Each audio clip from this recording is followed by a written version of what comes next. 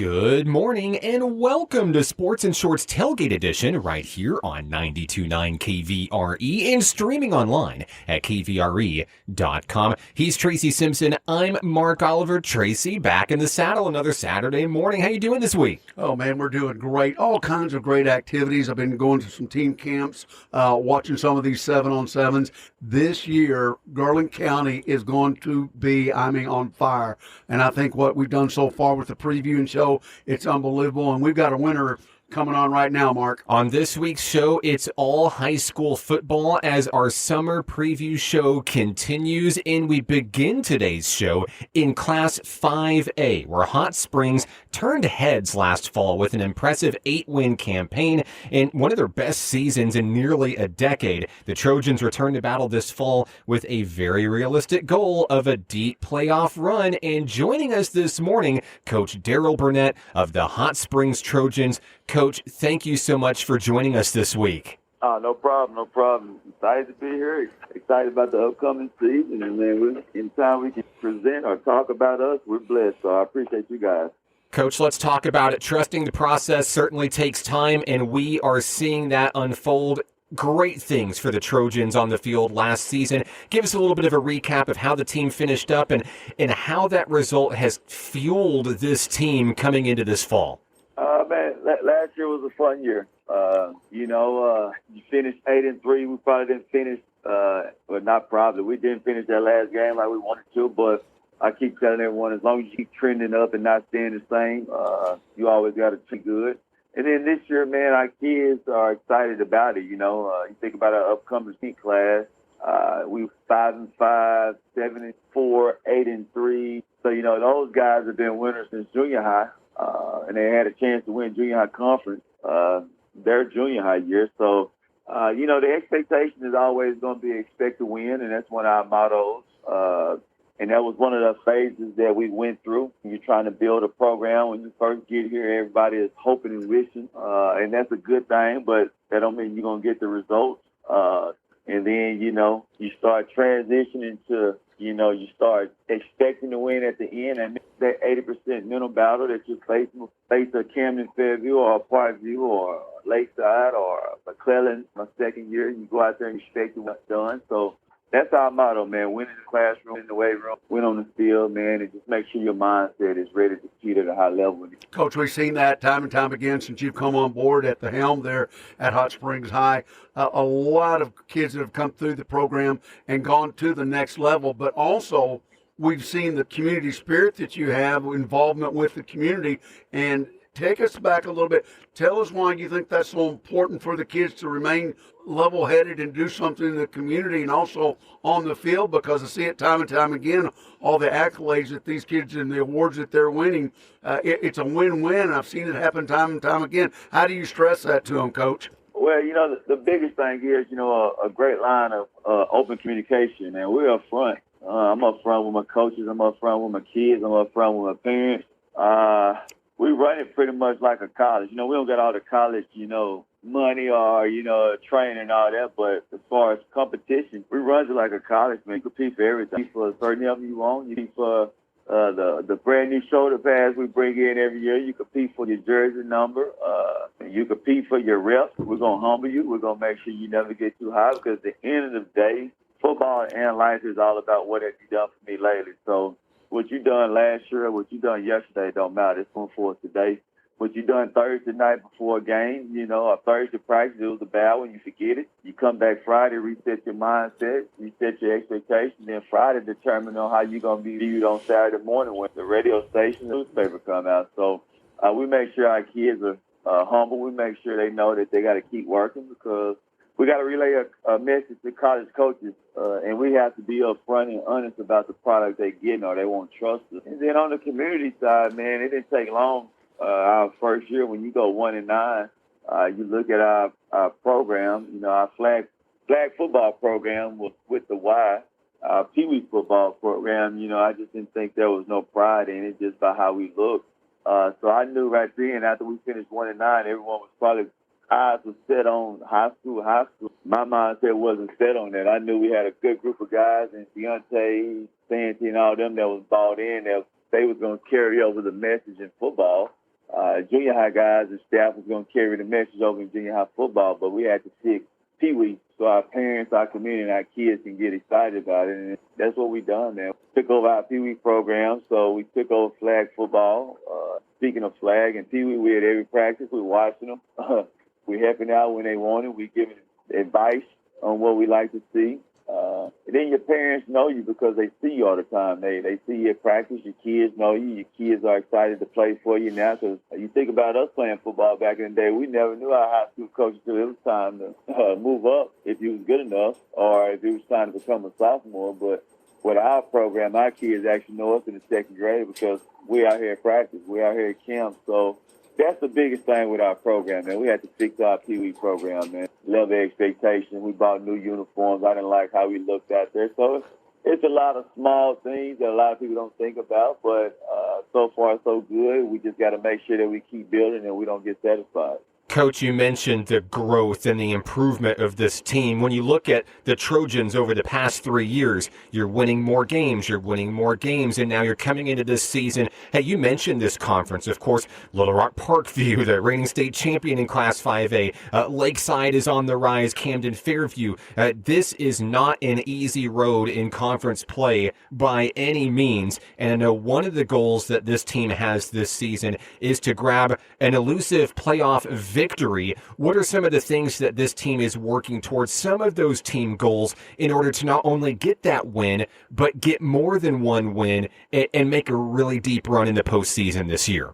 Well, the biggest thing is looking yourself in the mirror. And I think that's hard for anybody to do in today's generation because the truth is not fun sometimes. It hurts your feelings, but everything starts with me. Don't point any fingers at anyone. I had to look myself in the mirror and figure out how we was going to fix that problem, man. You know, we keep telling everyone, I know everyone is excited about getting to the playoffs because we haven't had success since the 70s, let's just be honest. And I'm happy that we are going to the playoffs the last 4 or 5 years straight. But now we got to get over that hump, man. We can't get satisfied with doing that, and that starts in the weight room. That starts right now in summer ball. We changed up a lot of things, you know. As coaches, you can't continue to do the same thing over and over and over, and then you expect something different to happen. So we changed up the weight room a little bit. We still pushing sleds, which we haven't done in the summertime, so we still want to continue to get stronger. We're monitoring our guys' bodies a lot more because we want to continue to get bigger. When we get to week 8, week 9, we want to get stronger, and you want to keep trending up because you look at those teams like Camden and Parkview, those guys, they're getting the playoffs and they make it run. And we got to do the same thing. So we adjusted our non-conference schedule to make it harder. We picked up Alma, West Memphis, Arkadelphia, just because you want to be battle-tested. We increased our level of competition in 7-on-7 this year. We increased our level of competition with team camp. So just yesterday or Tuesday, we went to a team camp where it was Parkview, it was Conway, it was Bryan, it was Little Rock Christian. So you got to see those guys. You got to see those guys early. You got to get those reps in with those guys. You got to know that I can play with those guys to beat them. So that's what we did, man. We looked ourselves in the mirror and we continue to try to fix any problem we got here. Great anticipation on the upcoming year by going against these teams like that because once they get battle tested there, they know that they can make a run. Do you see some standouts this year that's going to help you, whether it's defense or offense or special teams, Coach? Now, I would start out with this. First, special teams, man. We got a kicker coming back, 2 of them. That was at a 98% extra point percentage, over 80-something with just field goals. We just got done with practice about 8:48 this morning, and we still doing everything. We calculating how far can we get into field goal range. We're taking everything serious because we need those 3 points. That's the difference between first-round exit and not getting in the playoffs. We started at the 16-yard line with our kickers. Now we're back to the 22, so that's a 35-yard field goal. So little things like that can help with special teams. The million-dollar question everyone keeps asking is who's going to be our quarterback because everyone got infatuated with our former quarterback form, which is one of the best probably in the state. And our quarterback is taking on leadership, Sean Elliott, as far as knowing what to do, how to do it, and getting the ball out quick. Had a great showing at team camp on Tuesday. Our running backs are all track guys. There's either 11.5 or 11.4 guys. They've been doing good. We got a young running back, and Antoine Berry that college coaches were intrigued about because he's a 6'1", 217-pound running back that won a 100-yard dash in junior high track. So he's a nice-looking kid. Then our receiver groups are doing good. Whole entire O-line coming back, and our secondary is coming back. And you got Jeremiah Alloway, who owns some FCS offers, Kayane Jamison, who owns some FCS offers, man. And then we moved one of our D linemen to middle linebacker, and Chris Siegelman, who has set the tone there. So it's just, it takes all the right pieces, not just one, not two, but we all got to put all these individual pieces together and make sure that everyone understands it's we before me, and that's what we're preaching every day. I like that, we before me. Can I use that one, Coach? That is a good one, we before me. I like that one. Well, I certainly know, Coach. I've been out to Reese Stadium many times. Of course, I know Tracy has as well. I know there's one thing the Trojans have that those other teams don't have, and that is when I see you guys out there running the staircases and the bleachers in the stadium, that's how I know that they're going to be battle-tested, strong, and ready to fight to the finish every Friday night because, boy, I know there's no way I could do that myself. Figure eights, baby. I remember those. Boy, do I remember those. Oh, my gosh. Yeah, we still got a trail on that hill up there, man. I love it. We can get them right with those hills and their bleachers. Trust me, they know. Coach, thank you so much for joining us this week. We are so excited to see what Hot Springs does on the field this season. Good luck and go Trojans. Yes, sir. #Dominate. Thank you, sir. Coach Daryl Burnett of the Hot Springs Trojans. More to come on this week's episode of Sports and Shorts Tailgate Edition. When we come back, we'll take it to Hot Spring County, where the red-hot Bismarck Lions are making waves in the 501. That's next. You're listening to Sports and Shorts Tailgate Edition on 92.9 at KVRE. Welcome back to Sports and Shorts Tailgate Edition, right here on 92.9 KVRE and online at KVRE.com. He's Tracy Simpson. I'm Mark Oliver, and our high school football summer preview series continues with a look at the Bismarck Lions. Now, Bismarck is still riding high off of what is arguably the Lions' best season in program history. Last year, the team notched 10 wins. They reached the state quarterfinals after pulling off an incredible come-from-behind victory, down 20 points against Charleston at Charleston. 7 years ago, Coach DJ Keithley took the reins of this Lions squad, which finished winless the year before he started and has turned the Blue into an absolute powerhouse in Class 3A. Coach, welcome to the program this morning. Nice to be here. Coach, let's talk about last season and that great finish. We mentioned the win over Charleston. Boy, this team, that had to be a huge momentum builder heading into this season, was it not? Oh, definitely. That was, one of the most memorable games as far as a win. And being able to come out on the winning side of a game like that, that I've probably ever been a part of. All right, so now let's take a look at this season. We reached a very deep run in the postseason. Can we do it again? And if so, what is it going to take? What are some of those team goals heading into 2024? Well, we only lose one guy on offense. And he was a good one, old Dalton Daniels. And we get everybody back. I got my whole O-line coming back, my quarterback, majority of my receivers and running backs. So offensively, we ought to be as good or better as we ever have. Defensively, we did lose a good linebacker core, but we get a bunch of those kids back that kind of play both ways as it is. So if we can answer some questions at linebacker, there's no reason that we don't come back and do at least what we did last year, and hopefully continue to build on that. I really think we could be a dark horse this year to win it all. And, of course, you mentioned a lot of those returners. One of those is also your son, Ben, and he is quite the athlete on the field, Coach, leading the team in passing and in rushing. How do you expect him to maybe step up this season with an enhanced leadership role? Well, he's always been kind of a leader on the team, and the guys understand that he is the leader of the team.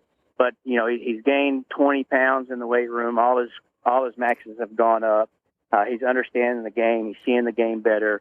So he's just a kid that every coach wants to. I know he's my son, and I got a little bit of favoritism going on there. But anybody that's around the kid knows that He's a guy that you want on your team, and he's going to step up and hold everybody accountable, including himself. So I really look forward to him having a good year. Coach, you go up there, the home of the Tigers, and you have a fabulous game, unbelievable. That can't do nothing but help with the program. But what else can you do? Because, I mean, you're Bismarck, you got limited numbers, but it seems like you've got key positions that are filled with some key players this year. How do you keep that momentum going? The schedule's changed a little bit, but like you said, I'm not so sure you're the dark horse on this one.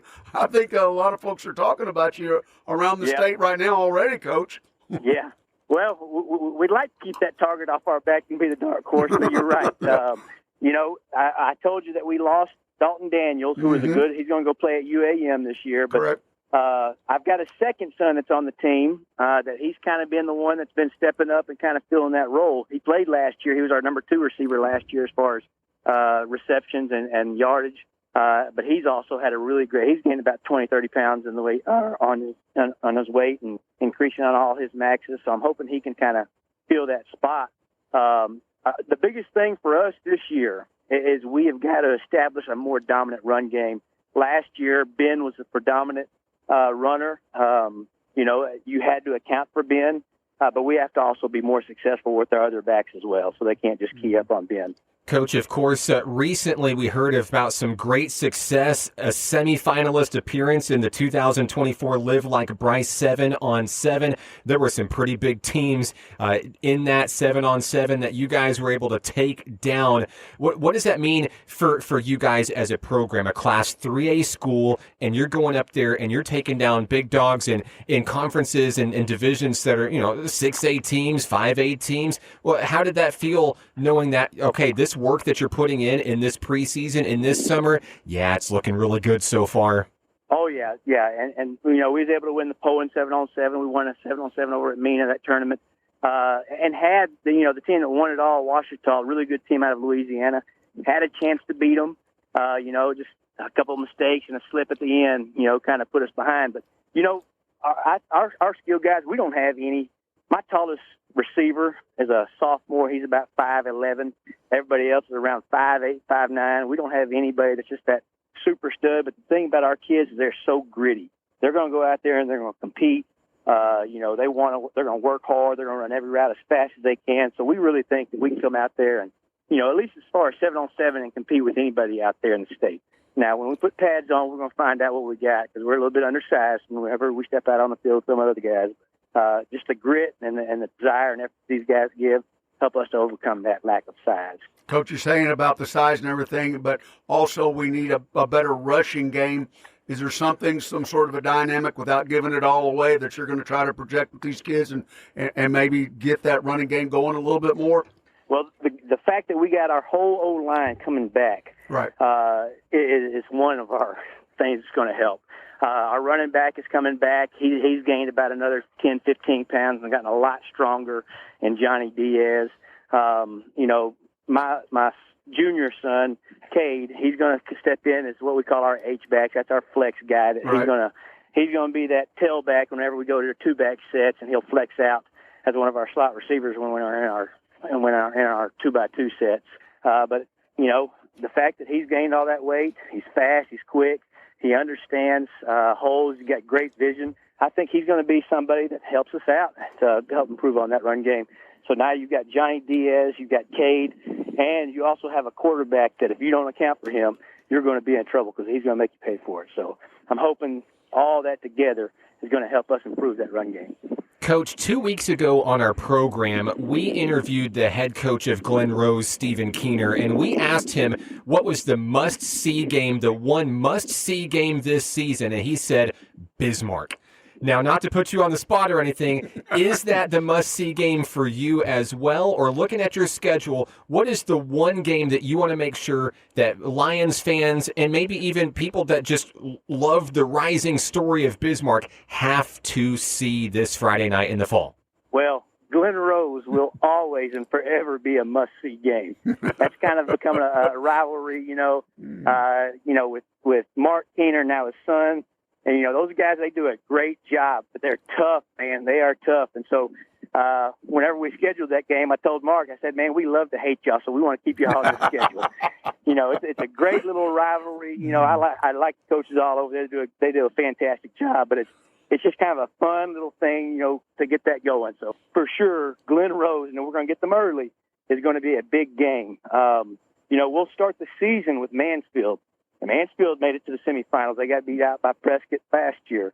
That's going to be a tough game. But for us, man, the hump that we hadn't gotten over Glen Rose as far as the senior high game either. But another one that we got on our schedule and you got to be able to account for is Prescott. And they're going to be a conference game. So, they're in the state championship last year, and they're always excellent. But for sure, we've got a couple of doozies on our schedule. But for us, Prescott, Glen Rose is the one we got to win. That's the one we want to win. If we can ever just beat Glen Rose, that's going to be a huge stepping stone. But we got to get to Prescott too. Coach, being through the years and years and years, my boys attending Fountain Lake, part of the Cobras. We know what it's like to be a Bismarck Lion, of course.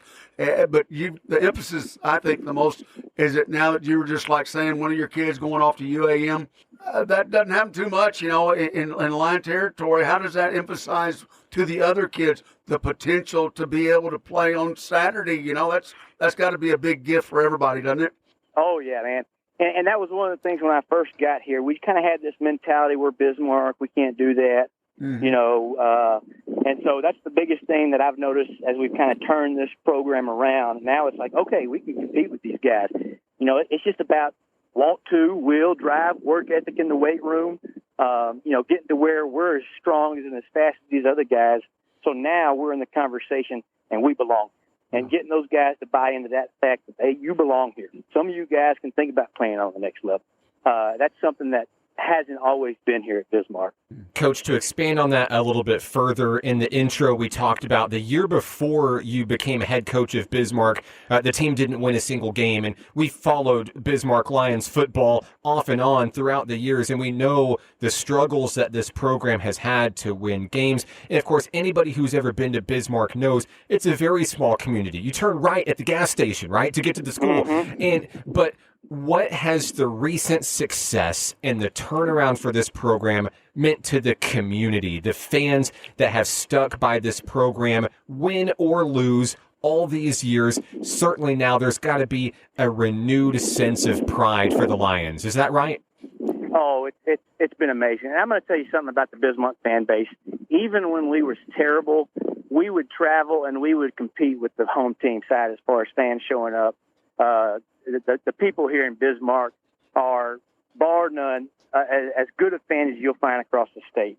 But yes, to be able to come on Friday nights and now they're expecting to win, they have something to look forward to. You have a little pride in your football team, especially whenever you're a small town like the Bismarck is, and everything kind of centers around those high school sports. To be able to have somewhere to go on Friday night, and you're not just going to be supportive, but you're going to go watch a good football game where you're expecting your guys to win.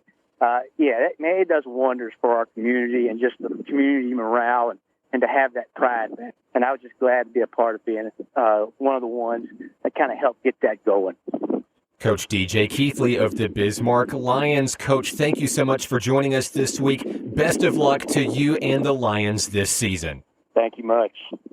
Our summer football preview series continues in a moment. When we come back, we'll talk to head coach Josh Smith of the Haskell Harmony Grove Cardinals. This is Sports and Shorts Tailgate Edition on 92.9 KVRE. Welcome back to Sports and Shorts Tailgate Edition right here on 92.9 KVRE and online at kvre.com. With Tracy Simpson, I'm Mark Oliver. Our high school football preview show continues this week with a look at Saline County and the Haskell Harmony Grove Cardinals. The Cardinals fell just short of the playoffs last season and said goodbye to 17 seniors. Coach Josh Smith takes the reins this season as the head Cardinal, and he joins us on the show this week to talk about his team. Coach, welcome to the program. How are things going up in Cardinal country? And first off, thanks, guys. They've been going great. We're plugging along. Anxious for August to get here now. Coach, we mentioned some big changes to the team, of course, losing a lot of talented seniors on the squad. And, with you coming in late last year, you've really hit the ground running on trying to get this team battle-tested and ready for this fall. Tell us a little bit about what that process has looked like coming in and learning what these guys have to offer this season. Yeah, well, coming in, I mean, we've got a very small senior class with this bunch, so I mean, we knew it kind of be a challenge for the seniors we got. They're going to be out there. They're going to be great leaders for us. I think we've only got 5 upcoming class, but we got a really good sophomore class coming up. Junior high, I think they won 8 games, something like that, in junior high, and then got a strong junior class that played quite a bit of snaps last year for us. I mean, some guys that spot played a lot because we did have a lot of things. So, good thing is, with me being here, I kind of had a lay of the land, and I kind of know the kids and the process and everything. So it wasn't just a big step. I mean, it's just something to just kind of slide into and just kind of keep rolling and just change some things up and just kind of go from there. Coach, what do you, knowing the lay of the land already as a Cardinal and being over there already, how do you, so to speak, because you're light with seniors, how do you emphasize to these younger classmen that this is the time you've got to step up, and how do you challenge them to get into that role as being the leaders now and to filling in some of those big shoes that are gone now? Yeah, it's just one of those things we tell them all the time. We ain't gonna feed them in water bottles. I mean, we're feeding them out of the fire hydrant right now. They're gonna have to. Gonna have to take their lumps, and I mean, it's gonna be a learning process. But I mean, they understand what's expected of them. I mean, we play a brand of football that it requires a lot of physicalness. It requires a lot of technical stuff, and we're not going to be the fastest team. We're not going to be the most athletic team.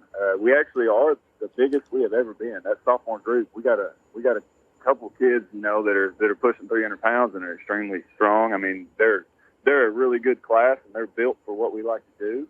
It's just something that we tell them every day that they got to figure it out. I mean, they ain't got another option. So, and luckily they got some kids in front of them that have been through the fire, and they're being good leaders for us. And we got a senior tailback, Jacoby Noble. He's really stepped up and been a good leader for us. He stays positive with them, and he coaches them some stuff on his own. I mean, he's been a really, really good leader for us.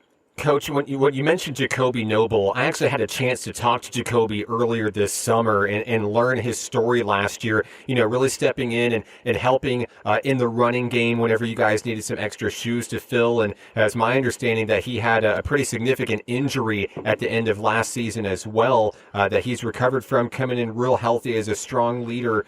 Tell me more about Jacoby and the rest of the leadership that you expect to step up and, like you said, kind of be that extra coach on the field for the guys this year.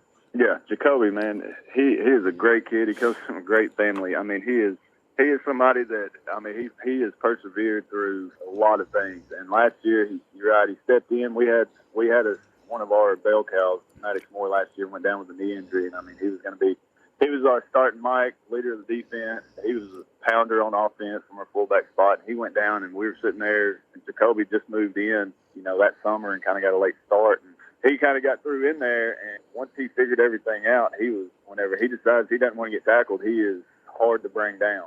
That very last game of the year against Bauxite, he broke his leg, completely in two, and it took him a while to recover from it. He got about a quarter of the offseason into him, but man, he stayed positive through that whole process, did everything they asked of him as far as physical therapy, things like that, and continued to lead even though he wasn't able to mix. And he's just one of those kids, he wants to be out there. I mean, it don't matter what it is, he wants to be in the middle of it, and he is a tremendous leader for us, and we're looking forward to getting a lot of miles out of him this year. Hopefully he can stay healthy all the way through.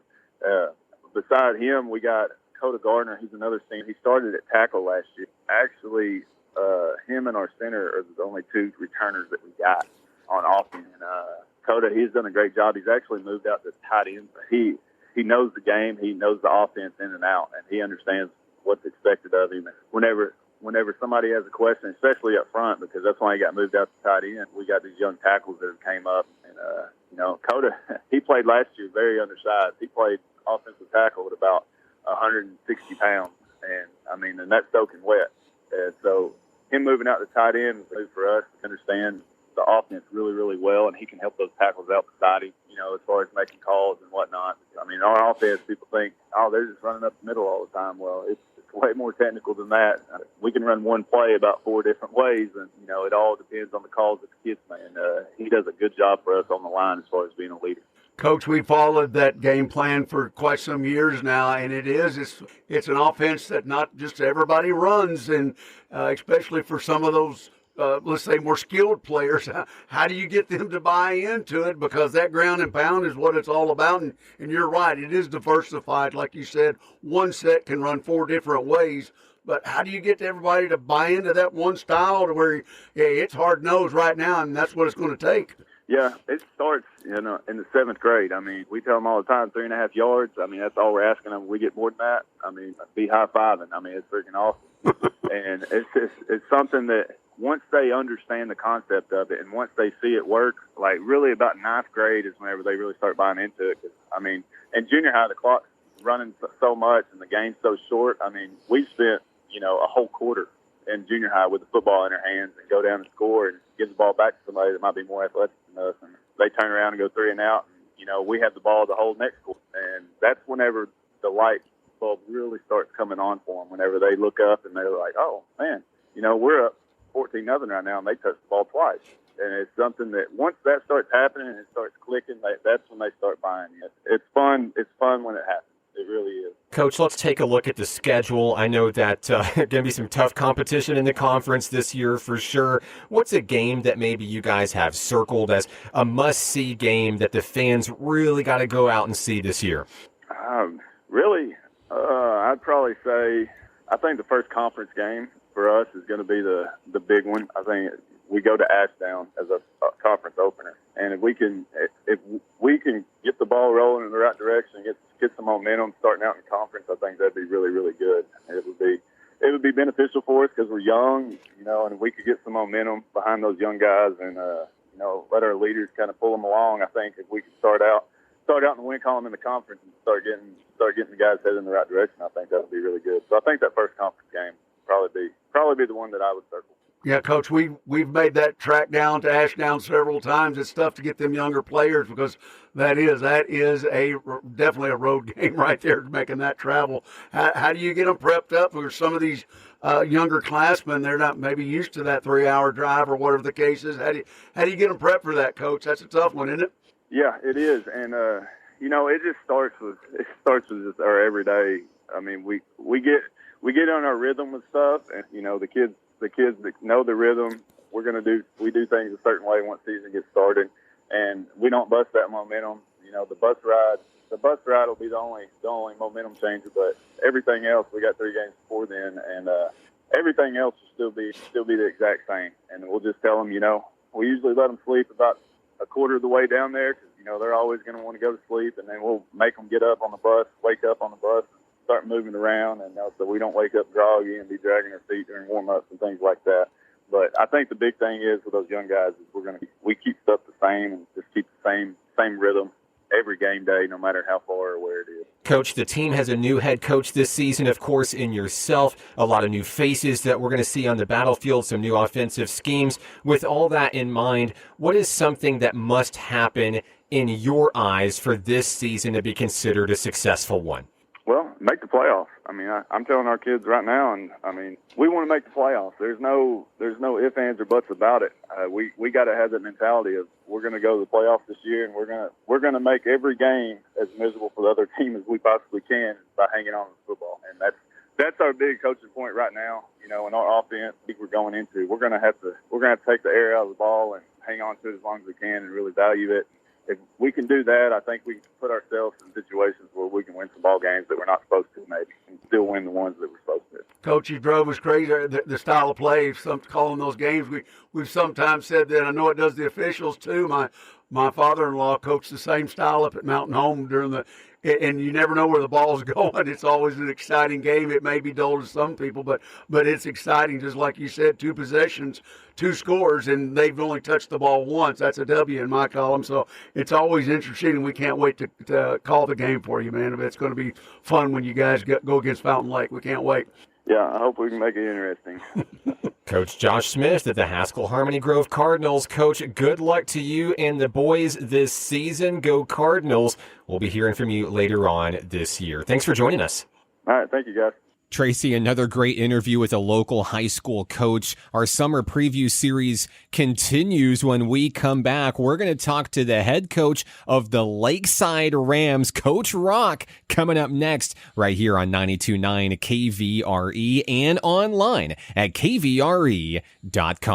Welcome back to Sports and Shorts Tailgate Edition right here on 92.9 KVRE. He's Tracy Simpson. I'm Mark Oliver. 2023 was a year to remember for Lakeside. In one of their best seasons in recent memory, the Rams knocked off crosstown rivals Lake Hamilton and Hot Springs en route to a second-place finish in the Class 5A South and a dominant playoff win over the Harrison Goblins. This summer, the Rams have already proven that last year's success was no fluke. In June, they won back-to-back 7-on-7 team camps, including the Shootout of the South, and they look like they're in the driver's seat toward its goals this season. Head coach Garen Rockwell joins us on the program this week. Coach Rock, look, normally it takes a couple years for a coach to come in and get established and find success. Not you, not the Rams, not bad for your first season as head coach. Well, I appreciate y'all having me on. We had a lot of good memories and success last year. That was a really big year, being my first one. Coming from what we had a couple of years ago, it just all came together in 1 year for us. So it was definitely a great year last year. Coach, so I've talked about the two big wins, of course. I think it may have all kind of snowballed from the win over Lake Hamilton. You also beat Hot Springs in conference play. Coach, I'm going to go ahead and throw this question out there. Are you the best team in Garland County? Last year we were. I'm not scared to say that at all. We were the best team in Garland County. But it's year to year. So, that's the message that I'm preaching to the guys right now. Last year was great. It was fun. We did a lot of firsts, but 2023 is over with. It's 2024, and we got to get back to work. Of course, Coach, I say it a little bit tongue-in-cheek, but you're right. You guys really proved your worth last season. I think really kind of helped turn the program around a big. Of course, we know that you coming in were a really strong defensive-minded coach. So to see what you guys were able to do on offense was really remarkable to see. And then, of course, we talked about the 7-on-7s, the team camps this summer, and the success coming from that. Looks like you guys are right where you want to be in terms of your goals this year. What are some of those goals for this year? The goal is always to do better than last year. I try to always tell the guys, it's only really one team in 5A that's really happy. And that's the guy that's been doing it for the past couple of seasons. That's Parkview and Coach Bolden. Everybody else is still fighting to get on the top spot. So as much success as we had, it was great and good. Those guys are still the king. And so, that's what we want to do. We want to try to be on the top of the mountain like that. But it's going to be a hard journey and a hard climb, I tell you. As much success as we've had, this summer, and the guys have been working that hard. There's a lot of confidence and motivation around here. The football season started. We still got to go out and put in the work and do the hours, the hot summer days, and all those summer 7-on-7, and it's really hot. And, we've been doing that, but, we just take it one game at a time, 1 week at a time, and we'll see what happens in 2020. Coach, coming from a long line of good players that you've coached through the years, and you obviously playing at the next level, and now just after your first year, you've got kids going on to the next level. Besides that, how do you instill into these new kids that are coming up, the younger players, the freshmen and sophomores, how do you instill that kind of thought mind into them? Because look, you guys are the top dog of Garland County, but now you're talking about the state, and some of them, don't. Although social media is big, but some of them don't know about those big dogs. How do you instill that into them? That look, we're not the only one around getting W's. Well, I try to instill in my guys. Everything is earned, nothing is given, and so. If you can instill that in, it's like, hey, every day you wake up, you got to earn it. They just don't pass out these trophies just to anybody, and that's what I try to instill in me. Be it on the team aspect, going out and trying to get, or if some kid comes to me and say, Coach, I want to go play at the next level. And, and I tell them, well, I play at the next level. I played at college, and it is an exciting and awesome thing. but it's a lot of hard work to play and play at a high level and get to that next level, be it Division I or being at a junior college, because everybody thinks. And so, that's what I try to instill in them.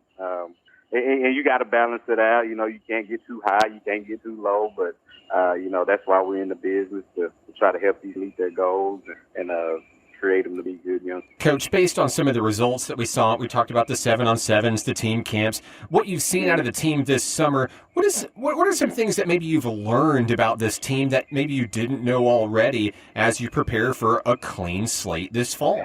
The biggest thing coming out of spring football going into the summer and all our summer contests and team camps that we have, I just wanted to see if this group would compete any harder than the last group that I had.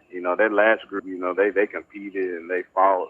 Even the games that we lost, we still fought to the very end. And that's all you can ask for a coach. And so that's what I wanted to see out of this group. And that's what I told them when we came out the spring.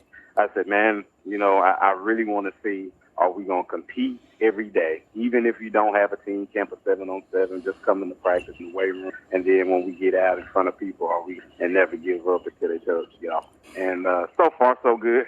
We've been doing okay this summer, and we just got to get that and roll that in the fall into 11 on. Coach, obviously Lake Hamilton, Hot Springs, those are ones already marked.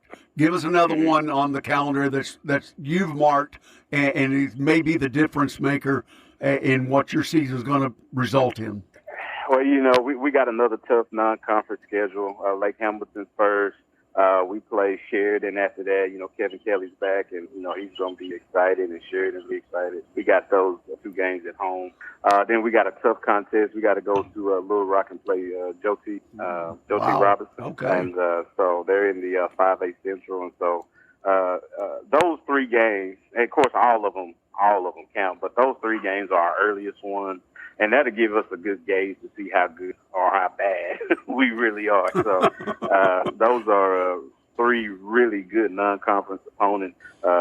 You got 2 6A opponents coming out the gate. And y'all know the 5A Central is always.